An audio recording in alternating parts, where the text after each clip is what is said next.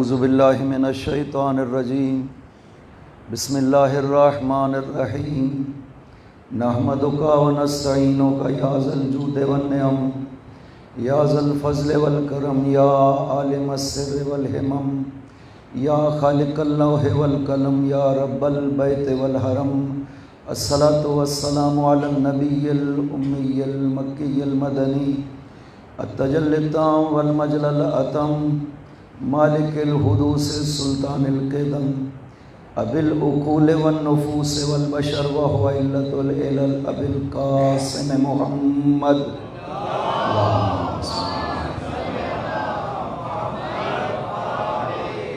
وعلی ابن عمہ ووارث علمہ وخلیفۃ سید الاولیاء والوصیین امیر المؤمنین وعلى السیدۃ المعصومۃ الجلیلہ التي هي جوہرۃ القدس من الکنز الخفی بدت فابدت عالیات الاحرف وائمۃ الغر بل ام ابیہا سیما بقیت اللہ العظم فی الارضین روحی لہ الفدا وارواح العالمین ولعنۃ اللہ علی اعدائہم اجمعین اما بعد بسم اللہ الرحمن الرحیم یا ایہا الذین آمنوا اطیعوا اللہ واطیعوا الرسول واولی الامر منکم فإن تنازعتم فی شیء فردوہ الی اللہ والرسول ان کنتم تؤمنون باللہ والیوم الآخر ذالک خیر واحسن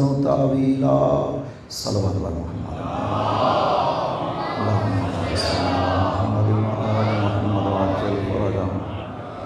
مجلس کا اہتمام جناب قاسم جعفری صاحب نے کیا ہے۔ آپ سے گزارش ہے ایک بار پھر ان کے والدین کے لیے اور باقی ان کے مرحومین کے لیے اور آپ کے مرحومین کے لیے ایک مرتبہ سورہ فاتحہ 3 مرتبہ سورہ توحید پڑھتے ہیں۔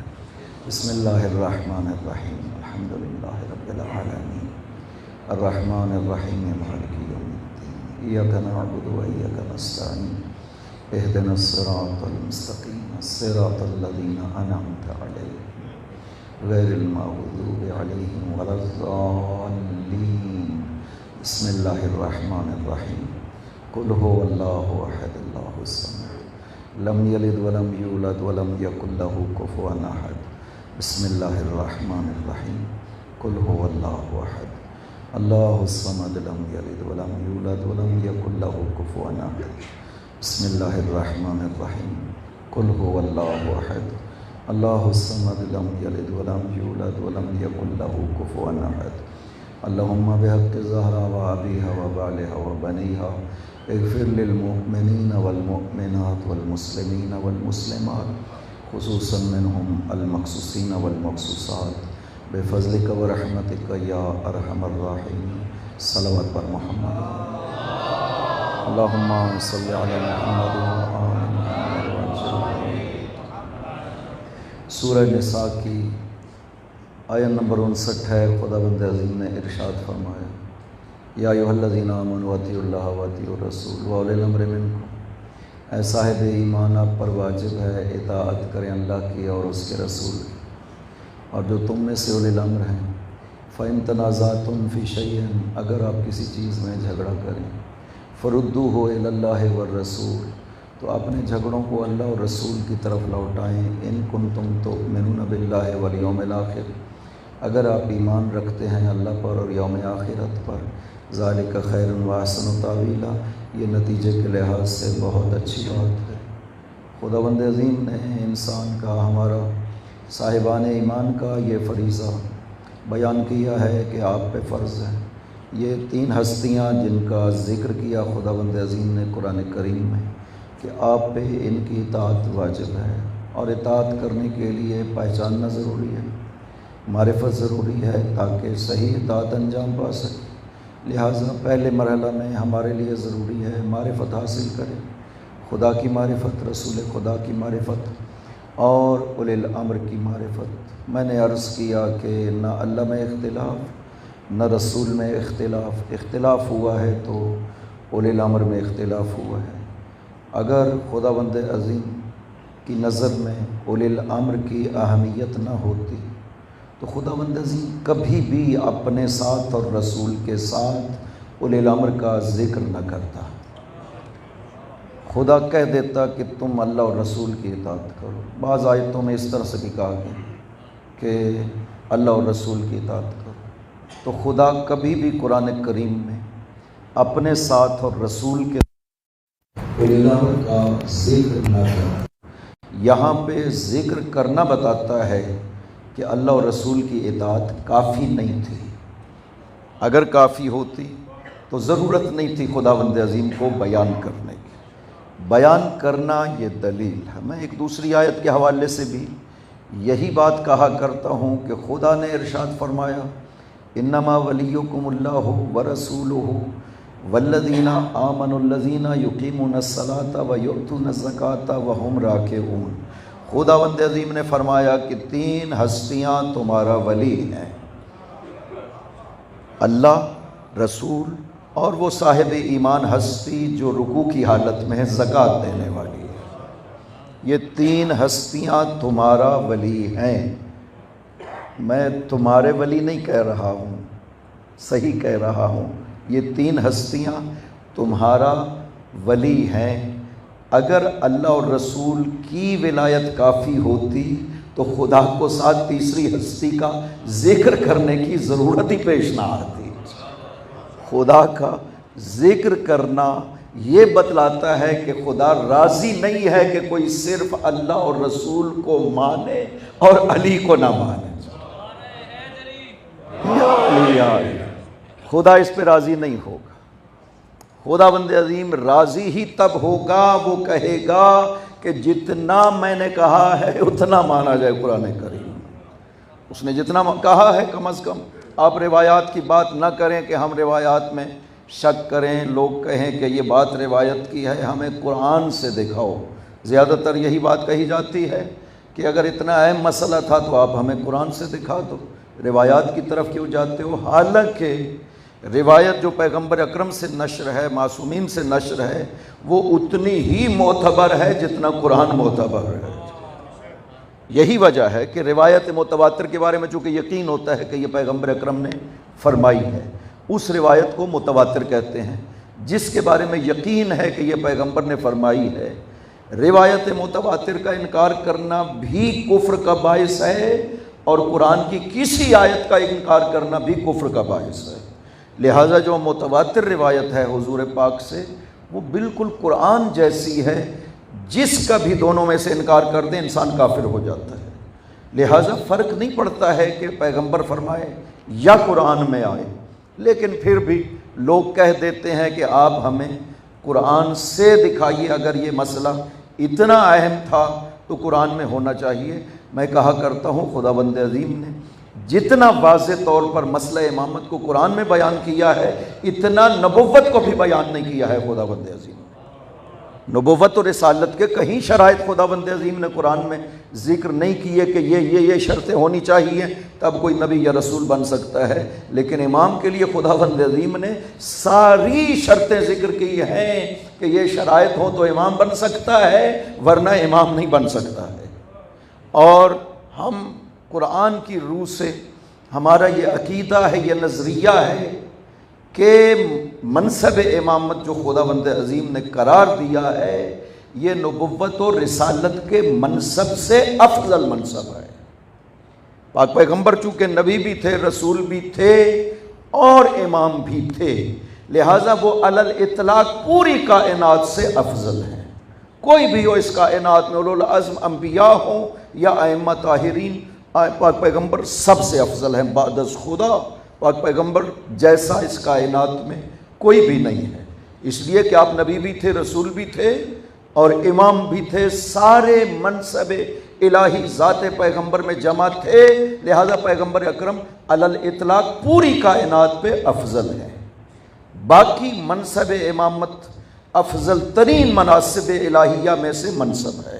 خدا نے بہت سے منصب بشر کو عطا کیے ہیں، ان میں سے ایک نبوت ہے، رسالت ہے، پھر امامت ہے، اور اس کے علاوہ بھی کچھ اور منصب ہیں جو خدا نے عطا کیے ہیں، جو بیان کرتے رہتے ہیں، اور میں بھی اشارہ کروں گا کہ اور بھی منصب ہیں جو خدا نے، کل بھی ایک منصب کی طرف میں نے اشارہ کیا تھا کہ خدا نے جو بشر کو عطا کیے ہیں، لہٰذا امامت افضل ترین منصب ہے، اور اس کی سب سے بڑی دلیل حضرت ابراہیم کی وہ آیت ہے جس میں حضرت ابراہیم کو امامت دینے کا خدا نے اعلان فرمایا۔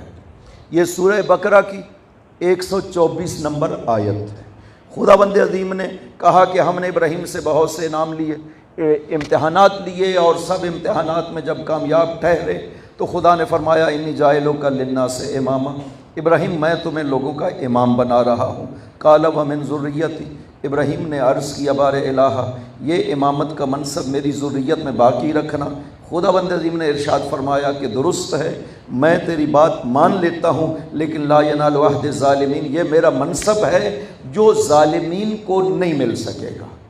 یہ حضرت ابراہیم کو کب ملی؟ اس آیت کے حوالے سے ابھی چونکہ گفتگو نہیں ہے، میں صرف اشارہ کرنا چاہتا ہوں کہ ہم سمجھتے کیا ہیں، ائمہ نے فرمایا کیا ہے۔ اس آیت میں ہم نے قرآنی دلیلوں سے ثابت کیا ہے کہ امامت سے مراد امامت ہی ہے، نبوت نہیں ہے۔ اگرچہ برادران سب کہتے ہیں کہ نبوت مراد ہے، ابراہیم کو خدا نے نبوت عطا کی تو یہ کہا، لیکن ایسی بات نہیں ہے۔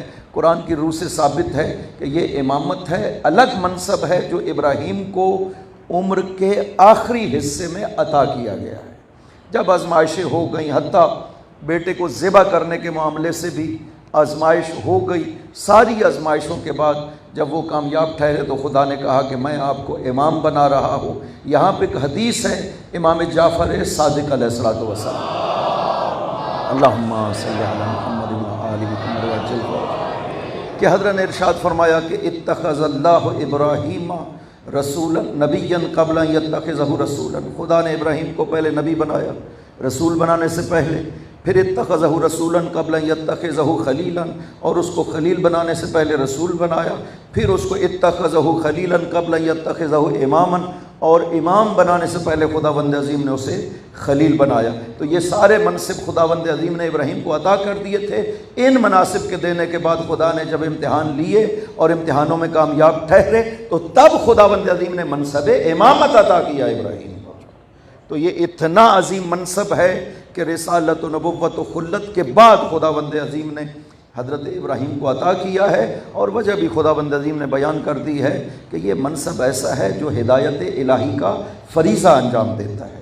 خدا ہادی ہے نا اس کائنات کا، خود کہتا ہے کہ انک لا تہدی من احببت ولکن اللہ یہدی، میرے رسول آپ جیسے چاہتے ہیں نا آپ ہدایت نہیں کرتے ہیں، ہدایت خداوند عظیم کرتا ہے۔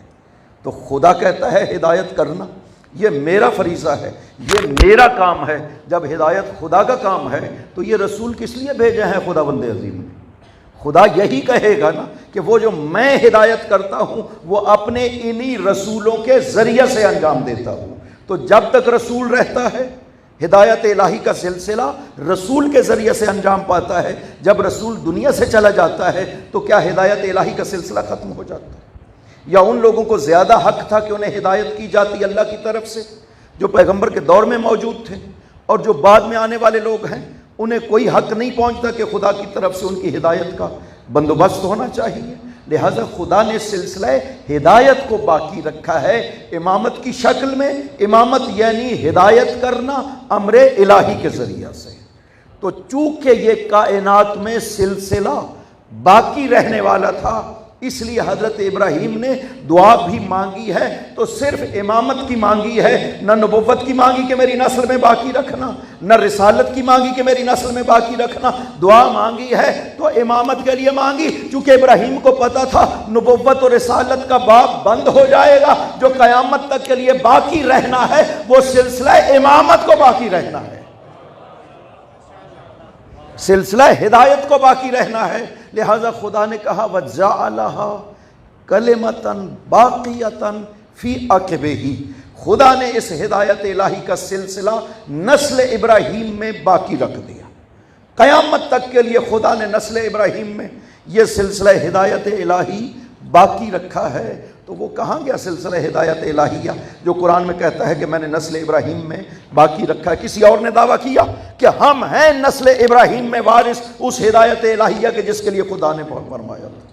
سوائے آل محمد کے کسی نے یہ دعویٰ نہیں کیا کہ ہم ہیں نسل ابراہیم میں وہ وارث جنہیں خدا نے ارشاد فرمایا ہے تو ان ہستیوں نے فرمایا۔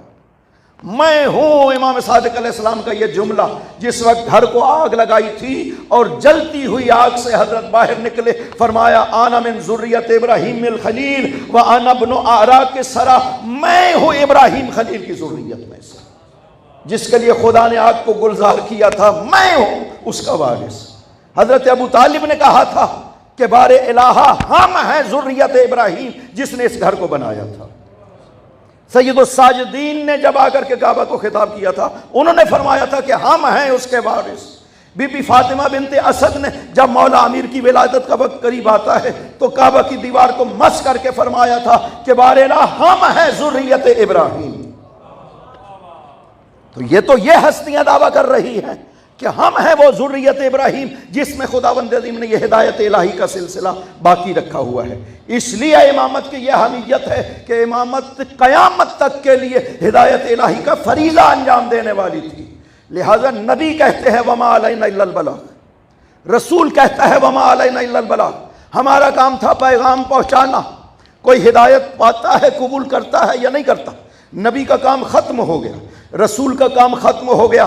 امام کبھی بھی نہیں کہے گا کہ وما علینا الا البلاغ، امام کہے گا جب تک کائنات میں ایک انسان بھی باقی ہے ہدایت الہیہ باقی رہنی چاہیے اس کائنات میں۔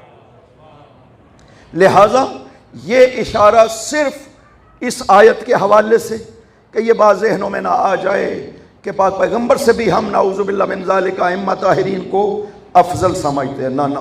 ایک یہودی نے آ کر کے مولا امیر سے کوئی سوال کیے، آپ نے جب جواب دیے، وہ جوابات سوائے نبی کے کوئی نہیں اور دیتا تھا۔ یہودی نے کہا انت نبی یا امیر المؤمنین، کیا آپ نبی ہیں؟ آپ نے فرمایا نہ، انا عبد من عبید محمد، میں محمد کے غلاموں میں سے غلام ہوں۔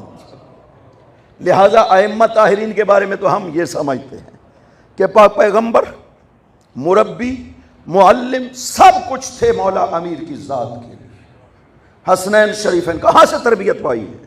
خود ارشاد فرماتے ہیں علمنی رسول اللہ الف باب من العلم، رسول خدا نے مجھے 1000 باب علم تعلیم دی ہے۔ وَقَدْ انْفَتَحَ لِي مِنْ كُلِّ بَابٍ أَلْفُ بَابٍ، اور پھر علی کے لیے ہر باب سے 1000 باب کھلتے رہے ہیں۔ لہٰذا علی تو اس طرح سے تھے۔ ائمہ طاہرین رسول خدا کے سامنے کس طرح سے ادب کیا کرتے تھے، یہاں سے ایک معرفت پیغمبر کا اشارہ بھی ہونا چاہیے تاکہ پتہ چلے عظمت رسول خدا اس کائنات میں کیا ہے۔ خدا قرآن میں فرماتا ہے تمہیں پتہ نہیں ہے، یہ جس ہستی کو میں نے تم میں بھیجا ہے یہ میرا احسان ہے تم پر کہ میں نے رسول کو بھیجا ہے تمہارے پاس۔ خدا احسان جتلا رہے، لقد من اللہ علی المؤمنین اذ بعث فیہم رسولا، خدا نے مؤمنین پہ احسان کیا کہ اس ہستی کو بھیجا۔ اصحاب کو سورہ حجرات میں ارشاد فرماتا ہے کہ اس ہستی کے حضور میں جب آتے ہو نا، یا ایھا الذین آمنوا، صاحبان ایمان کو خطاب ہے، یا ایھا الذین آمنوا لا ترفعوا اصواتکم فوق صوت النبی ولا تجہروا لہ بالقول کجہر بعضکم لبعض ان تحبط اعمالکم وانتم لا تشعرون۔ اے ایمان والو، میرے رسول کو آ کر کے اس طرح مت بلایا کرو جیسے ایک دوسرے کو بلایا کرتے، نام لیا کرتے تھے۔ عرب بدو ان کی بات ہو رہی ہے، جو اصحاب پاس بیٹھنے والے تھے ان کو تو پتہ تھا احترام پیغمبر کا، لیکن جو دیہاتوں سے عرب آتے تھے بدو نا، وہ دروازہ مسجد پہ کھڑے ہو کر کے بلند آواز سے حضور پاک کا نام لے لیا کرتے تھے۔ خداوند عظیم نے یہ پسند نہیں کیا ہے کہ میرے نبی کا اس طرح سے نام لیا جائے، منع کر دیا کہ او صاحبان ایمان میرے نبی کا نام مت لیا کرو جیسے ایک دوسرے کا نام لے کر کے بلاتے ہو، اور پیغمبر کے لیے اس طرح سے مت بولا کرے جیسے ایک دوسرے کو بلاتے ہو، آوازیں دیتے ہو۔ اس طرح اگر کرو گے نا، خدا فرماتا ہے میں تمہارے سارے اعمال باطل کر دوں گا اور تمہیں پتہ بھی نہیں چلے گا۔ تم سمجھ رہے ہو کہ ہم نے تو کوئی گناہ نہیں کیا ہے، صرف میرے پیغمبر کے سامنے تھوڑی سی آواز आवाज़ पैगंबर पे बुलंद हो जाए, सारे आमाल बातिल हो जाएं। और ये सबसे बड़ी दलील है कि अगरचे ये वहाबी तो यही कहते हैं ना कि पैगंबर दुनिया से चले गए तो हमारी तरह, जैसे हम दुनिया से चले जाते हैं और हमारा कोई राब्ता नहीं है, जिस्म ख़त्म हो जाता है, रूह बाकी रहती है। वो कहते हैं पैगंबर भी इसी तरह से हैं। अगर इसी तरह से हैं तो फिर आज जा कर के देखें, जो गए हैं वहाँ पर देखें कि ये आयत क्यों लिखी हुई है रोज़ा पैगंबर पर सामने, या अय्युहल्लज़ीना आमनू ला तरफ़उ अस्वातकुम फ़ौक़ सौतिन नबी। अगर पैगंबर जिंदा नहीं है तो इस आयत का वहाँ लिखने का मतलब ही कोई नहीं है। आज भी इसका मतलब यह है कि रोज़े रसूल के सामने आप बुलंद आवाज से बात नहीं कर सकते, चूंकि पैगंबर वहाँ पे मौजूद है। ये आयत क्यों लिखी है आपने? अगर आप उनको हम जैसा कहते हैं कि वो मुर्दा हैं, दुनिया से चले गए, खत्म हो गए, आपने किस लिए ये आयत लिखी है? खुदा ने कुरान करीम में सूरह तौबा में क्यों इरशाद फरमाया है कि ये वकुल अमल हो, तुम अमल करो, फसयरल्लाहु अमलकुम व रसूलुहु वल मुमिनून, तुम्हारे अमल को अल्लाह भी देख रहा है, रसूल भी देख रहा है और मोमिनून भी देख रहे हैं। मोमिनीन से मुराद आइम्मा ताहिरीन है, बाकी आम लोग नहीं है।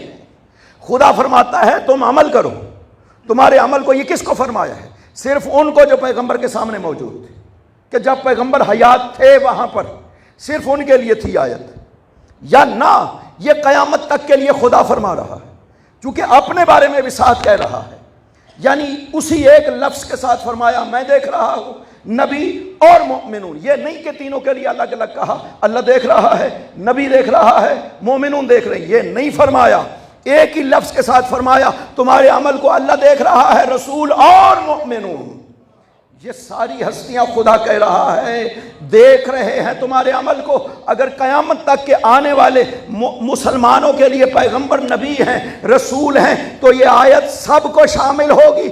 लिहाजा हमें भी खुदा का खिताब है कि तुम्हारे अमल को अल्लाह देख रहा है, रसूल देख रहा है और आइम्मा देख रहे हैं। इसका मतलब है उनका दुनिया से जाना हमारी तरह नहीं होता, वो रहे या न रहे उसी तरह शाहिद है कायनात के, जैसे मौजूद होते हुए शाहिद हुआ करते हैं कायनात के। खुदा ने इस तरह से करार दिया है, न दुनिया में आना हम जैसा, न दुनिया में रहना हम जैसा, न दुनिया से जाना हम जैसा। खुदावंद अजीम ने उनको जो अजमतें करार दी उसका अंदाज़ा नहीं किया जा सकता। दो पहलू होते हैं नबी में और इमाम में। एक पहलू होता है जिसमें हमारे साथ वो रब्त रखते हैं, हमारे साथ रहते हैं, इस दुनिया में उनका बर्ताव होता है लोगों के साथ। एक पहलू ये है। दूसरा पहलू नबी और इमाम में वो होता है जिसमें वो खुदा से रब्त रखते हैं। वो जो खुदा से रब्त का पहलू है वो आलम गैब है, उसको हम ना इदराक कर सकते हैं, ना हमारी सलाहियत है उसे इदराक करने की। एक शख्स ने आकर के सैयदुश्शुहदा से अर्ज किया, यब्न रसूलिल्लाह, अपने बारे में मुझे मारिफत अता फरमाए, अपनी हकीकत मुझे बयान फरमाए। आपने फरमाया इन्नका ला तुतीको, तुम इसकी कुदरत नहीं रखते हो। फरमाया नहीं मौला, आप इरशाद फरमाएं। हजरत ने अपनी हकीकत के हवाले से एक जुमला इरशाद फरमाया, इब यज़र रासुल शख्स रजुल व लहयतुहु, एक जुमला सुनते ही सर और दाढ़ी वहीं पे सफेद हो गई उस शख्स की। हजरत ने इरशाद फरमाया अदरकत हो रहमतुल्लाह, ये रहमत खुदा इसके शामिल हाल हो गई कि ये बच गया, वरना बर्दाश्त ना कर सकता, वहीं पे मर जाता। वो पहलू जो नबी का और इमाम का जिसमें वो खुदा से रब्त करता है, उसका हमें क्या इदराक? पाक पैगंबर पे वही नाजिल होती है। इस तरह से पसीने पेशानी से कतरे नमूदार हो जाते, सर झुकता है, इतना झुकता है कि सीने से ये ठोड़ी लग जाती, इस तरह झुक जाते। एक शख्स ने आकर के सवाल किया इमाम जाफर सादिक अलैहिस्सलाम, अल्लाहुम्मा सल्ली अला मुहम्मद यब्न रसूलिल्लाह, ये पैगंबर की वही की जो कैफियत हमें बयान की गई है, ये कब तारी होती थी? जब जिब्राईल आप पर वही लेकर के आते थे तब तारी होती थी। आपने इरशाद फरमाया कि ना, जिब्राईल का इतना मकाम और जुर्रत कहाँ कि पैगंबर पे इस तरह वही नाजिल करे। जिब्राईल तो आता था مسجد کے دروازے پہ کھڑا ہو جاتا تھا، اجازت طلب کرتا تھا، وہی لے کر کے آیا ہے، خدا کا پیغام لے کر کے آیا ہے، لیکن بغیر اجازت پیغمبر کے مسجد میں قدم بھی نہیں رکھتا تھا جبرائیل۔ یہ باب جبرائیل کس لیے بنا ہوا ہے مسجد میں، مسجد نبوی میں؟ یہ اسی خاطر ہے کہ یہاں پہ جبرائیل ٹھہرا رہتا تھا، جب پیغمبر اذن دیں گے تب میں داخل ہوں گا اور وہی پیش کروں گا۔ وہ بھی کیسے؟ حضرت فرماتے ہیں جب داخل ہوتا تھا کانا یجلس بین یدیہ قودۃ العبید، پھر حضرت کے سامنے اس طرح جا کر بیٹھتا تھا جیسے غلام اپنے آقا کے سامنے بیٹھا کرتا ہے۔ اس کو احساس تھا، جبرائیل کو پتہ تھا مقام پیغمبر کیا۔ یہ حدیث قصہ جو آپ پڑھتے ہیں روزانہ، اس میں وہ جملے آپ کو معلوم نہیں ہیں کہ جب پنجتن پاک چادر کے نیچے کے سا کے نیچے آ گئے، جبرائیل نے خداوند عظیم سے اجازت طلبی، خداوندہ مجھے اجازت ہے کہ میں بھی چلا جاؤں، شامل ہو جاؤں۔ خدا نے فرمایا میری طرف سے اجازت ہے، جاؤ شامل ہو جاؤ۔ وہاں سے اجازت مل جاتی ہے، لیکن آ کر کے پیغمبر سے اجازت طلب کرتا ہے، یا رسول اللہ مجھے اجازت ہے کہ میں بھی شامل ہو جاؤں۔ کہہ سکتا تھا نا یا رسول اللہ مجھے خدا نے اجازت دے دی میں بھی آ گیا ہوں، بس نہ، ادب پیغمبر مقام پیغمبر ہے کہ آ کر کے عرض کیا بار الہ خدا نے مجھے اجازت دے دی، یا رسول اللہ آپ بھی اجازت دیتے ہیں کہ میں شامل ہو جاؤں؟ اجازت دی تب شامل ہوئے۔ یہ مقام رسول خدا ہے، کسی کو سوائے آل محمد کے عظمت پیغمبر کا ذرہ برابر بھی احساس نہیں تھا۔ یہ جو ساری تعلیمات قرآن میں دی گئی ہیں کہ آپ آتے ہیں بیٹھتے ہیں گپے لگانا شروع کر دیتے ہیں، میرا نبی تمہیں کچھ نہیں کہہ سکتا لیکن میں تو کہہ سکتا، اٹھ جایا کرو فوراً، میرے نبی کو تکلیف ہوتی ہے زیادہ دیر بیٹھے رہتے ہیں۔ یہ ساری تعلیمات خدا کس لیے دے رہا ہے؟ اس لیے کہ وہ مقام پیغمبر کا احساس ہی نہیں تھا۔ احساس کنہیں تھا؟ عظمت پیغمبر کا صرف آل محمد کو۔ یہی وجہ ہے مدارج النبوہ کی یہ حدیث ہے کہ جس وقت پاک پیغمبر نے مولا علی کو اٹھایا، شب ہجرت سے پہلے کی ایک رات کا یہ واقعہ ہے کہ فرمایا کہ علی ایک کعبہ کے اوپر جو بت ہے نا اسے توڑنا ہے۔ یہ فتح مکہ میں ایک دفعہ بتوں کو توڑا گیا کعبہ میں سے، ایک مرتبہ شب ہجرت سے ایک رات پہلے بھی پاک پیغمبر نے اس حبل کو جو گرایا تھا وہ اس موقع پہ گیا۔ اس وقت تو وہاں پہ مشرکین سارے غالب تھے، تو وہاں پہ رات کی تاریکی میں پیغمبر نے علی کو فرمایا علی آئے نا آج اس حبل کو تو توڑتے ہیں۔ تو رات کی تاریکی میں تشریف لائے اور فرمایا علی یہ ہے بت جو کعبہ کی چھت پہ نصب کیا گیا ہے، اسے توڑنا ہے۔ مولا علی نے اپنے آپ کو پیش کر دیا، یا رسول اللہ میں کھڑا ہو جاتا ہوں، آپ میرے کندھوں پہ قدم رکھیں اور آپ اسے توڑیں۔ رسول خدا نے ارشاد فرمایا کہ نہیں علی یہ بوجھ رسالت ہے، آپ کو خدا نے اس لیے نہیں بنایا ہے کہ رسالت کا بوجھ برداشت کر سکے، آپ کو خدا نے امام بنایا ہے۔ یہاں یہ رسالت کے بوجھ کی کہاں سے بات آ گئی؟ وہ رسول کا بوجھ کیوں نہیں کہا؟ اس لیے کہ علی ہے مقابل میں، علی پہچانتے ہیں رسول بھی کون ہے اور رسالت بھی کون ہے، پہچانتے تھے، اس لیے پیغمبر نے فرمایا نہیں علی یہ رسالت کا بوجھ۔ فرمایا میں کھڑا ہوتا ہوں آپ آئیے۔ پاک پیغمبر کھڑے ہوئے، مولا علی پاک پیغمبر کے قدموں پہ چڑھے، حبل کو پکڑا اور زمین کے اوپر پھینکا۔ پاک پیغمبر نے ایک سوال کیا کیف تجدک یا علی، یا علی یہ بتائیں اپنے آپ کو کیسا محسوس کر رہے ہو؟ کہا یا رسول اللہ اتنا بلند محسوس کر رہا ہوں چاہوں تو آسمان کے پائے کو پکڑ سکتا ہوں۔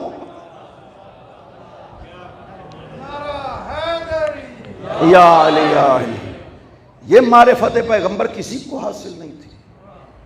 ایک شخص ہے ابو ہارون مکفوف، صحابی ہے امام جعفر صادق علیہ الصلوۃ والسلام، اللہم صلی علی محمد و آل محمد وعجل فرجہ۔ حضرت کی خدمت میں چند دن نہ آیا، تو جب آیا تو حضرت نے پوچھا کہ ابو ہارون آئے نہیں تھے۔ اس نے عرض کیا یا رسول اللہ خدا نے مجھے بیٹا دیا، میں مصروف رہا۔ آپ نے فرمایا کیا نام رکھا ہے؟ اس نے عرض کیا یا رسول اللہ اس کا نام میں نے محمد رکھا ہے، یبن رسول اللہ اس کا نام میں نے محمد رکھا ہے۔ آپ نے جب سنا نا تو 3 مرتبہ اتنا جھکے کے قریب تھا پیشانی زمین پہ لگ جائے۔ فرمایا اس نام مقدس پہ میں قربان، میرے ماں باپ قربان، تمام اہل زمین قربان، تمام اہل آسمان قربان۔ جس گھر میں یہ نام ہوتا ہے رحمت خدا صبح بھی برستی ہے شام بھی برستی ہے۔ اس نام کا خوب لحاظ کرنا، اس بچے کو کبھی نہ ڈانٹنا، کبھی نہ مارنا، کبھی نہ گالی دینا۔ کیوں؟ اس کا نام تم نے وہ رکھا ہے جو پیغمبر اکرم کا نام ہے۔ اس نام کا معنی جانتے ہیں؟ وہ ہستی جس کی بہت زیادہ حمد کی جائے۔ خداوند عظیم نے پیغمبر کو یہ نام عطا کیا ہے، یعنی میں محمود ہوں وانت محمد۔ محمود یعنی جس کی تعریف کی جائے، سادہ سی بات، جس کی تعریف کی جائے۔ محمد یعنی جس کی بہت زیادہ تعریف کی جائے۔ اب اس کا مطلب یہ تو نہیں کہ پیغمبر خدا سے افضل ہو گئے، کہ وہ خالی محمود جس کی تعریف حمد کی جائے، اور یہ محمد جس کی بہت زیادہ حمد کی جائے۔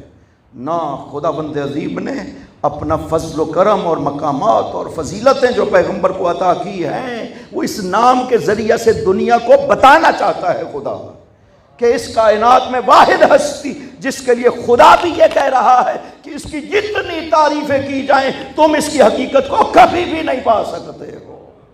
کتنی عظمتیں ہیں، آپ کو احساس ہی نہیں ہے۔ لہذا کہا لقد من اللہ علی المؤمنین، میں نے بڑا احسان کیا آپ کے اوپر۔ اب سوال یہ ہے کہ یہ ہے پیغمبر اکرم، یہ ہے وہ ہستی جو دنیا سے جا رہی ہے، اس کے لیے چاہیے جانشین جو اس کی جگہ پر بیٹھ سکے۔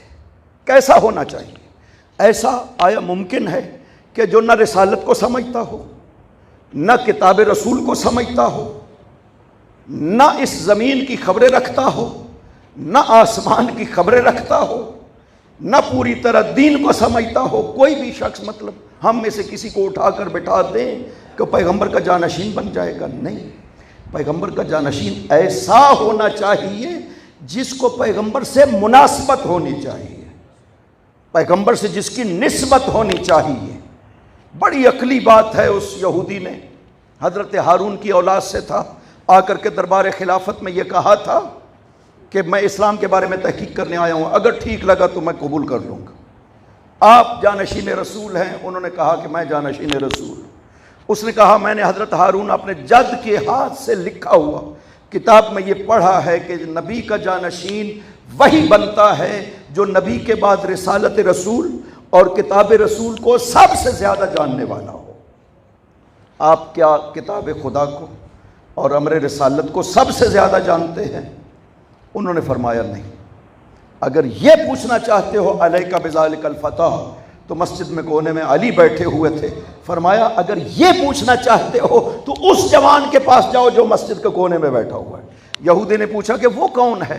کہا کہ انہ ابن ام الرسول زوج ابنتہ و ابو ابنہ انہ علی ابن ابی طالب، یہ رسول کے چچا کا بیٹا ہے، رسول کی بیٹی کا شوہر ہے، رسول کے بیٹوں کا باپ ہے، یہ علی ابن ابی طالب ہے، اس سے جا کر کے پوچھا۔ جو تم پوچھنا چاہتے ہو وہ اس کے پاس، یعنی کتاب پیغمبر اور رسالت پیغمبر سب سے زیادہ اس امت میں اگر کوئی جانتا ہے تو علی جانتا ہے، اور کوئی نہیں جانتا ہے۔ وہ جانشین پیغمبر ہونا چاہیے، اور نہیں کوئی بن سکتا، پیغمبر کی جگہ پہ نہیں بیٹھ سکتا ہے۔ ہمیں کیا چاہیے تھا؟ حاکم نہیں چاہیے تھا، بادشاہ نہیں چاہیے تھا، حکومت سنبھالنے والا وزیر اعظم صدر نہیں چاہیے تھا۔ ہمیں چاہیے تھا کوئی ایسا جو میرے لیے کتاب الہی کو اسی طرح بیان کرے جیسے پیغمبر بیان کیا کرتے تھے۔ ہمیں چاہیے تھا ایسا جو رسالت پیغمبر اسی طرح، دین پیغمبر اسی طرح بیان کرے جیسے پیغمبر بیان کیا کرتے تھے، اس کائنات کا علم اسی طرح رکھتا ہو جیسے پیغمبر رکھا کرتے تھے۔ ہمیں ایسی ہستی چاہیے تھی۔ ایسی ہستی کون تھی بعد از پیغمبر؟ سوائے علی کے کسی نے دعویٰ نہیں کیا علم کے لحاظ سے۔ فرمایا میں کائنات کا علم رکھتا ہوں، آؤ علی سے پوچھو۔ پہلے جملے جس دن تخت خلافت پہ تشریف فرما ہوئے تھے، پہلا جملہ ایک چھوٹی سی گفتگو کی، چونکہ حضرت علی وہاں پہ بیٹھے تھے جہاں پہ پاک پیغمبر بیٹھا کرتے تھے، اس کے نیچے اسی طرح کی 3 سیڑھیاں تھیں۔ آپ سے پہلے خلفاء وہاں نہیں بیٹھے جہاں پہ پیغمبر بیٹھا کرتے تھے، وہ نیچے بیٹھتے آئے۔ حضرت تشریف لائے تو حضرت وہاں بیٹھے جہاں پہ پیغمبر بیٹھا کرتے تھے۔ لوگوں میں یہ چمگوئیاں شروع ہوئی کہ علی وہاں کیوں بیٹھے جہاں پہ پیغمبر بیٹھا کرتے تھے، آپ سے پہلے کوئی نہیں بیٹھا۔ آپ نے ارشاد فرمایا سمعت رسول اللہ یقول، میں نے رسول خدا کو یہ فرماتے ہوئے سنا ہے، من قام مقامی ولم یعمل بعملی کبہ اللہ علی من خرہ فی النار، جو میری جگہ پہ بیٹھتا ہے اور مجھ جیسا عمل نہیں کرتا خدا اسے منہ کے بل جہنم میں ڈالے گا۔ انا العامل بعمل رسول اللہ والممتثل لحکم رسول اللہ، ساری زندگی علی نے وہی عمل انجام دیا ہے جو پیغمبر انجام دیا کرتا۔ اسی حکم کو پورا کیا ہے جو پیغمبر نے فرمایا ہے۔ پیغمبر نے کہا علی اس بستر پہ سونا ہے، علی نے عرض کیا میرے سونے سے آپ کی جان بچ جائے گی؟ فرمایا ہاں علی بچ جائے گی، میں جا رہا ہوں، آپ کو سونا ہے۔ علی نے پہلا سجدہ شکر تاریخ کا تب کیا جب جان پیغمبر کے لیے اپنے آپ کو پیش کیا۔ علی یا علی یا علی، علی نے ہمیشہ وہی کیا جو پیغمبر نے حکم دیا۔ علی یہ علم ہے، جاؤ جنگ کرو۔ علی نے نہیں پوچھا کہ یا رسول اللہ مقابل میں کون، لے کر کے چلے گئے مقابل میں کوئی بھی ہو، بلکہ رسول نے فرمایا یا علی انہو عمرو بن عبد ود۔ جنگ خندق میں جب وہ آیا نا، ہر بار علی اٹھے، پیغمبر نے تیسری مرتبہ جب کہا اور علی اٹھے، فرمایا یا علی انہو عمرو بن عبد ود، یہ عمرو ہے، فرمایا انا علی ابن ابی طالب، اگر وہ عمرو ہے تو میں علی ابن ابی طالب ہوں۔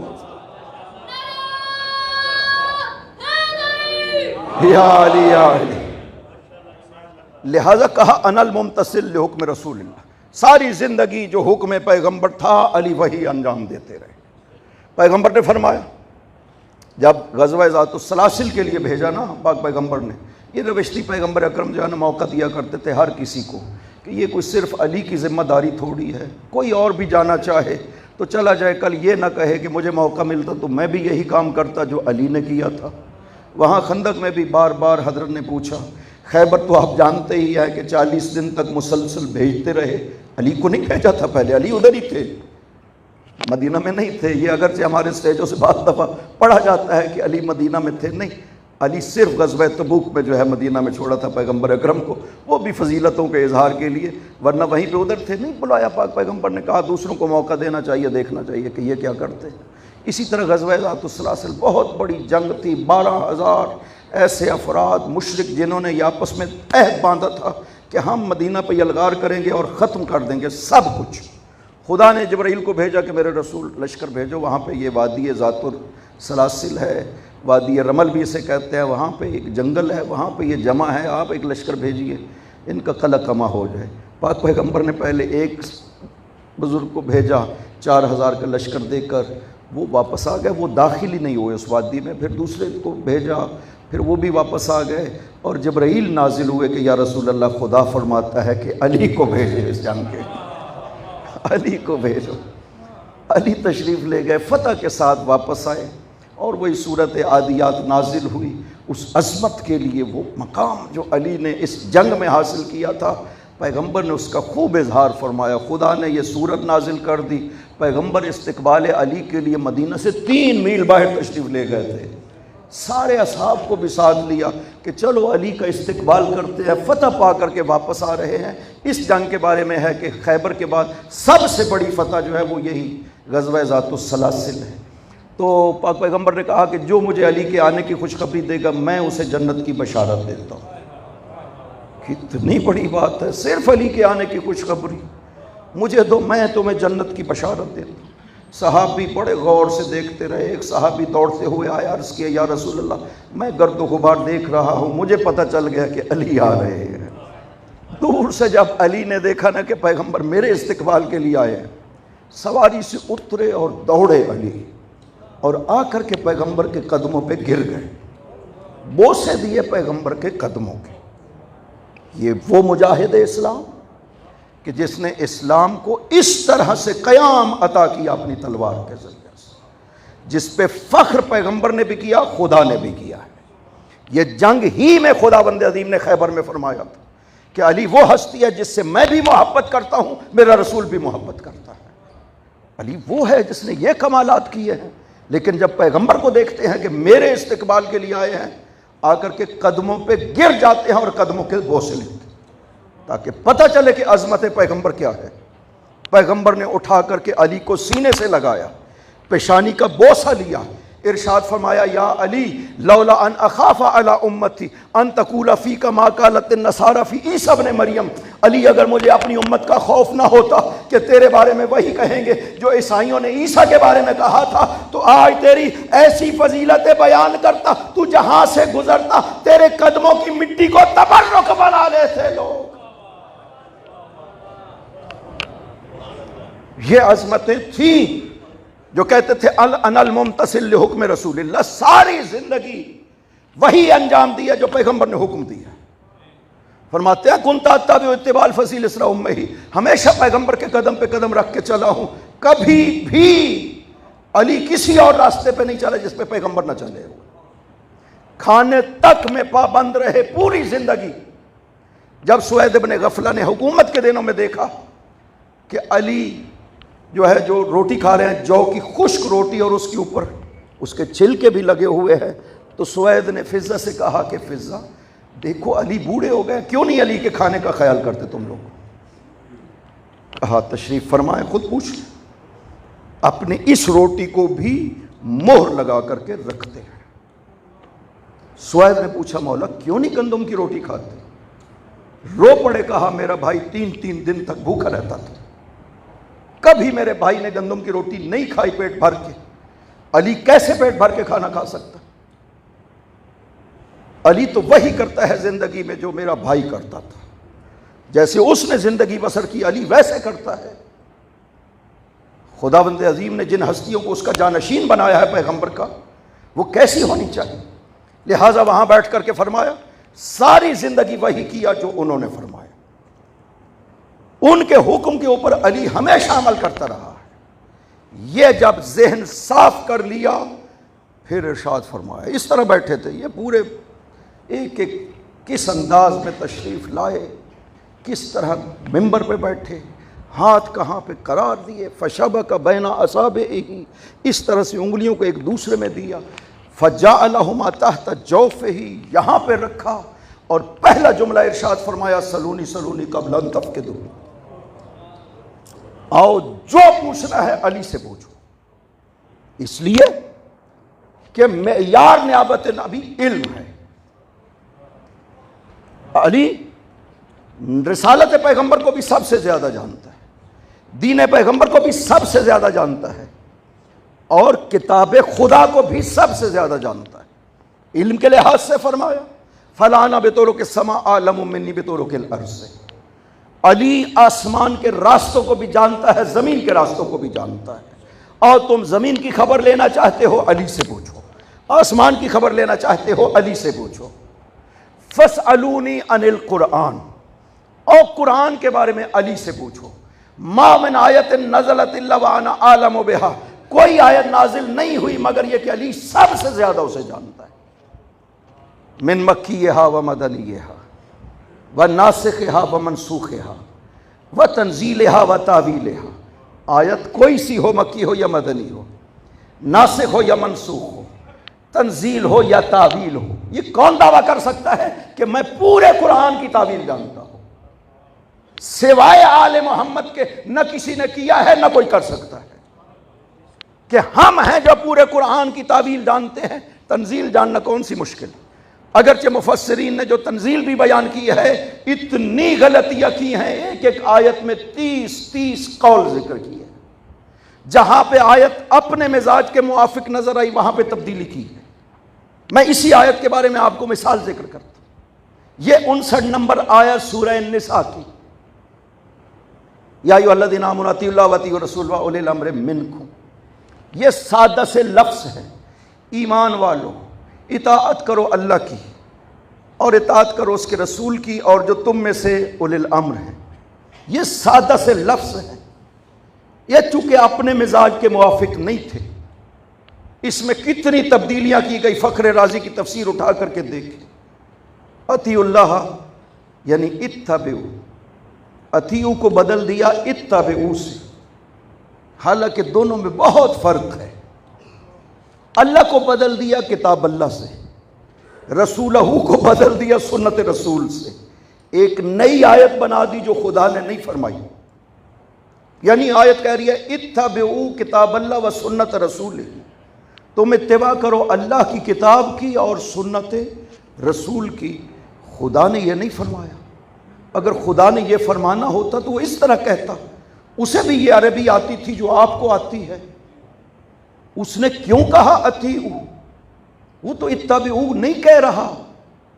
اتبعوا کا مطلب ہوتا ہے فعل میں، عمل میں کسی کے پیچھے چلنا، آپ کے سامنے کوئی عمل انجام دے رہا ہو، آپ اس جیسا عمل انجام دیں، اسے اتباع کہا جاتا ہے۔ خدا نے اپنے لیے اتباع کی بات نہیں کی ہے۔ ایک آیت میں کہا ہے فاتبعونی ھذا الصراط مستقیم، میری اتباع کرو، یہ صراط مستقیم ہے، لیکن اس سے مراد جو ہے وہ سورہ یاسین میں بیان کر دیا ہے۔ اتبعونی کا مطلب یہی صراط مستقیم کے اتباع کرنا ہے۔ لہذا خدا کی اتباع کیسے کر سکتے ہیں؟ ہمارے سامنے کوئی عمل انجام دے، ہم اس جیسا عمل کریں، اسے اتباع کہا جاتا ہے۔ خدا نے ہمارے سامنے کبھی کوئی عمل انجام دینا ہے کہ ہم کہیں کہ میں خدا کی اتباع کر رہا ہوں، یا کسی مسلمان نے آج تک کہا ہو کہ میں خدا کی اتباع کر رہا ہوں؟ فخر رازی یہ سمجھتا تھا، اس لیے اس نے اتبعوا اللہ نہیں کہا، اتبعوا کتاب اللہ کہا ہے۔ اللہ کی کتاب کی اتباع، کتاب کی بھی اتباع نہیں ہوتی ہے۔ خدا تو کہہ رہا ہے اطیعوا، اطاعت کا مطلب ہوتا ہے کوئی کچھ فرمائے زبان سے، آپ اس کے مطابق عمل انجام دے، اسے اطاعت کہا جاتا ہے۔ اب خدا پتہ چلا کہ خدا رسولہ کے بعد اولی الامر کیوں کہہ رہا ہے؟ اس لیے کہ جب تک زبان پیغمبر تم میں باقی ہے وہ فرماتی رہے گی، اطاعت ہوتی رہے گی۔ جب پیغمبر دنیا سے چلے گئے، کوئی زبان مثل زبان پیغمبر ہونی چاہیے کہ وہ فرمائے اور تم اطاعت انجام دو اس کی۔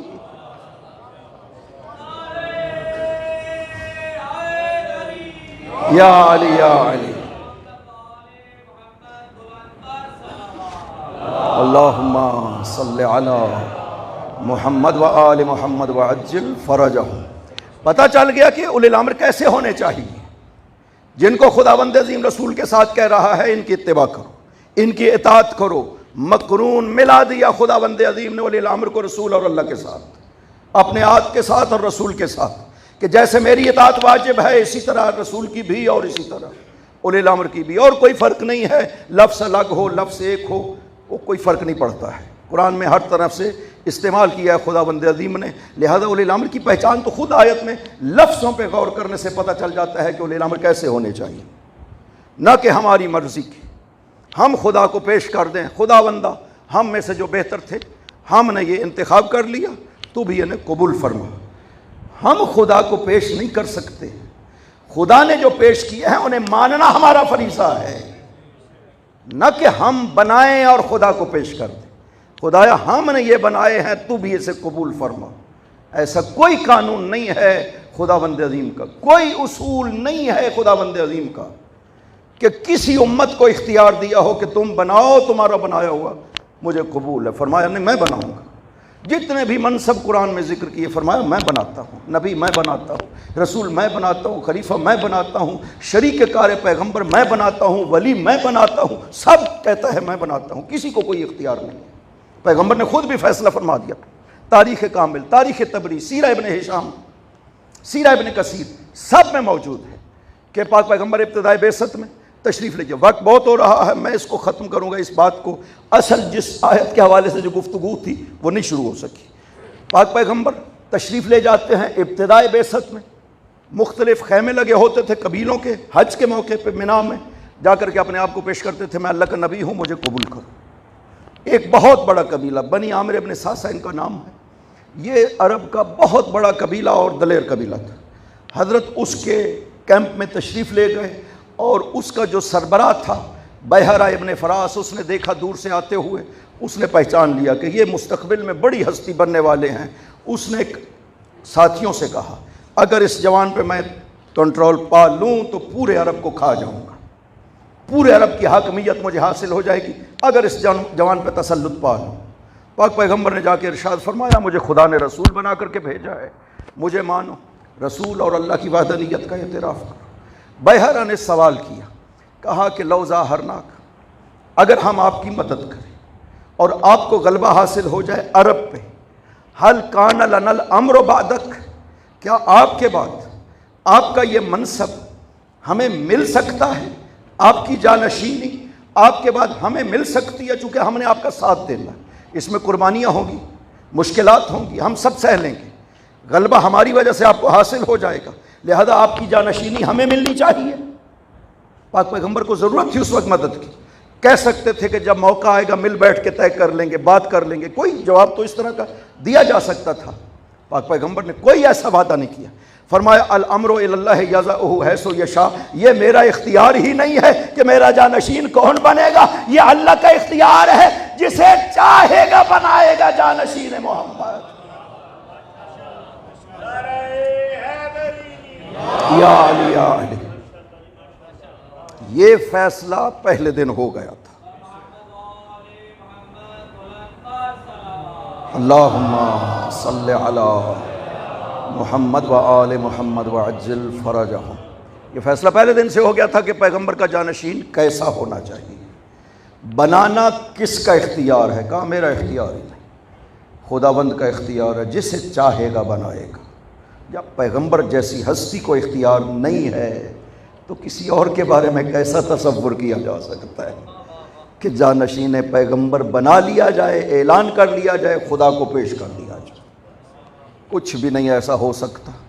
جانشینی یا نبوت و رسالت ہے، معمولی بات نہیں ہے، چونکہ رسول دنیا سے گئے ہیں، رسالت دنیا سے نہیں گئی ہے، رسالت باقی ہے۔ کوئی ہونا چاہیے جو رسالت پیغمبر کو بیان کر سکے، ہمارے لیے رسالت پیغمبر کو ثابت کر سکے کفار کے لیے۔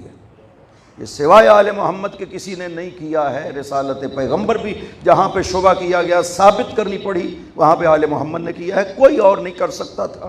زیادہ سے زیادہ جتنا علم حاصل کیا وہ علمی دلیل دے سکتے تھے، لیکن جہاں پہ رسالت کو الہی طور پہ ثابت کرنا پڑتا ہے، سوائے آل محمد کے کسی میں یہ قدرت نہیں تھی کہ الہی اس بات کر سکے رسالت پیغمبر کا۔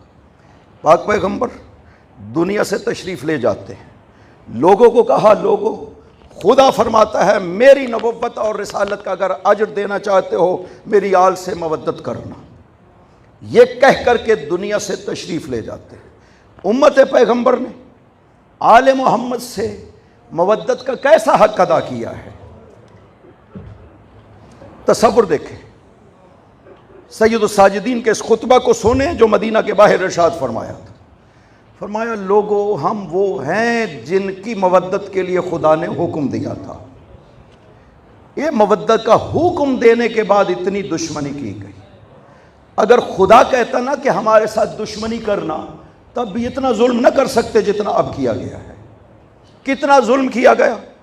معصوم ارشاد فرماتے ہیں البکاؤن خمستن، 5 ہستیاں ہیں جو کائنات میں بہت روئی ہیں۔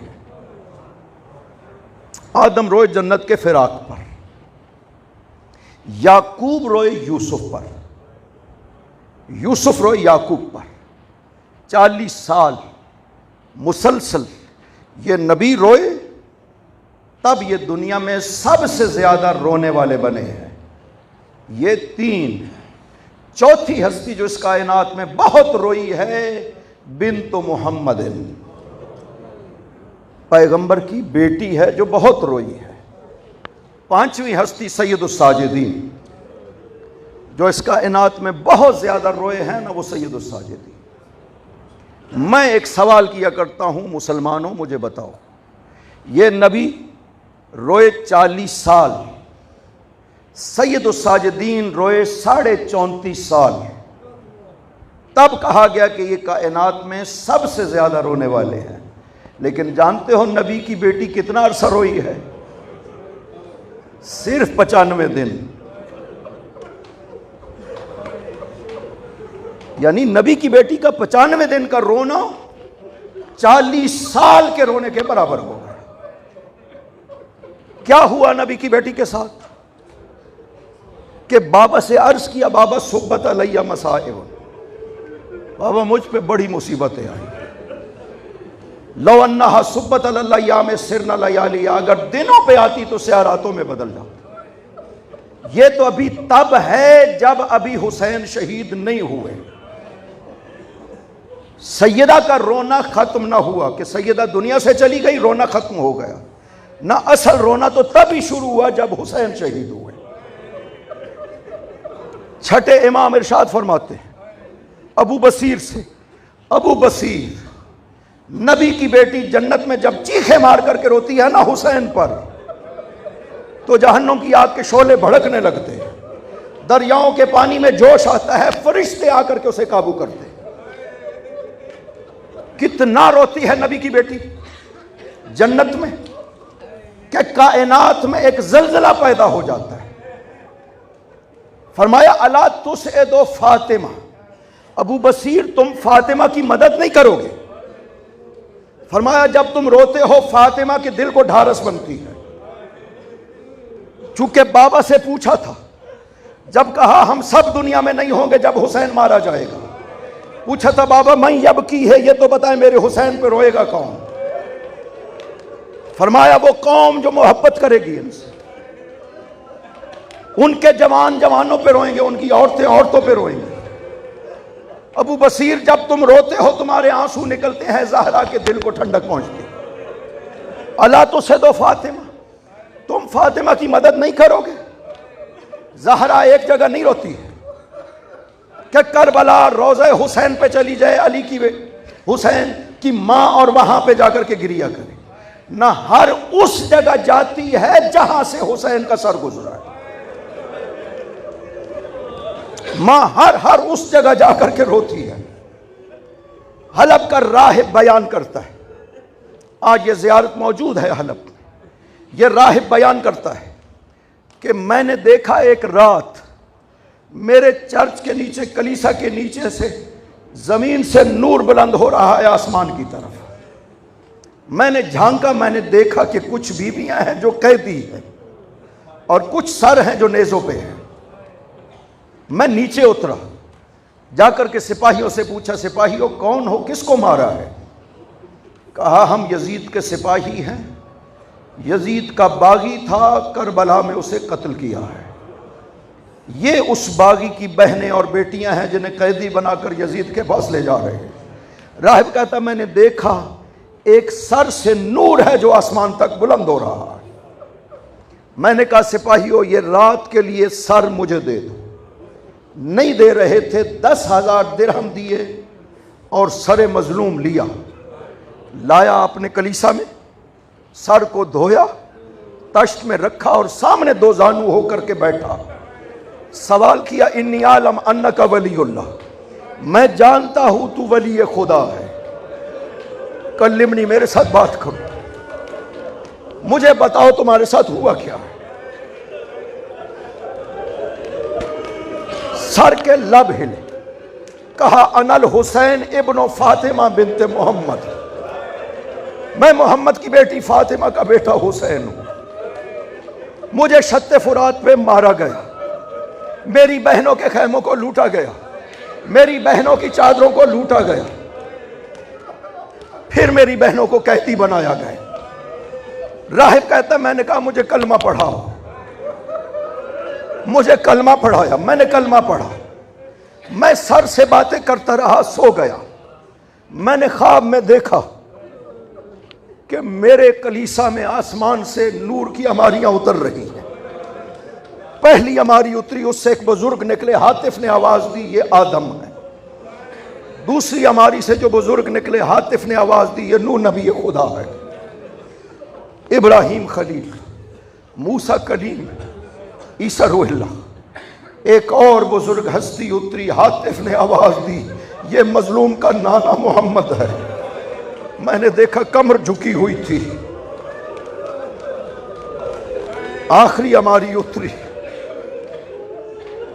اس سے کالے برقعے والی مستور اتری. جب باہر قدم رکھا زمین پہ گر گئی، پھر اٹھ کر کے ایک قدم اٹھایا پھر گر گئی. نبی آگے بڑھے، ہاتف نے آواز دی یہ مظلوم کی ماں ہے. نبی آگے بڑھے، بیٹی کے ہاتھ کو پکڑا، لے کر کے گئے وہاں پر جہاں پر مظلوم کا سر رکھا ہوا تھا. اور حسین کی ماں نے اپنے آپ کو سر پہ گرا کر ایک جملہ کہا بنیا قتلوا کا عطشانا، او میرے حسین تجھے پیاسا مارا گیا. اجرکم علی اللہ. یہ وہ ہستی ہے جسے کہا گیا اس کائنات میں سب سے زیادہ روئی، اور آخری ہستی جسے کہا گیا کائنات میں سب سے زیادہ روئی وہ سید الساجدین، جو اپنے بابا پہ 34.5 سال مسلسل روئے، کبھی بھی خاموش نہ ہوئے. پانی دیکھتے تھے تب روتے تھے، کھانا پیش کیا جاتا تھا تب روتے تھے. بازار سے گزر رہے کوئی کسائی گوسفند ذبح کر رہا ہے, سوال کرتے تھے مجھے یہ بتاؤ تم نے اسے پانی پلایا؟ وہ کہتا مولا کبھی پانی پلائے بغیر ہم جانور کو ذبح نہیں کرتے ہیں.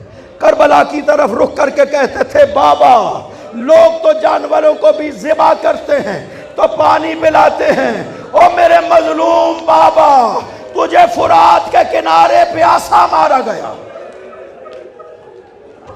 اجرکم علی اللہ. خادم نے سوال کیا یا ابن رسول اللہ آپ کا غم کب ختم ہوگا؟ فرمایا تم نے انصاف نہیں کیا. یعقوب کا ایک بیٹا یوسف نظروں سے غائب ہوا تھا, اتنا روئے کہ آنکھیں ختم ہو گئی. میں نے 17 یوسف اہل بیت لاشیں کربلا کی ریت پر بکھری ہوئی دیکھی ہیں. میرا غم کیسے ختم ہو سکتا ہے؟ ایک صحابی نے سوال کیا مولا سب سے زیادہ مصیبت کہاں پر آئی تھی؟ 3 مرتبہ کہا الشام الشام الشام. سب سے زیادہ مصیبت شام پر.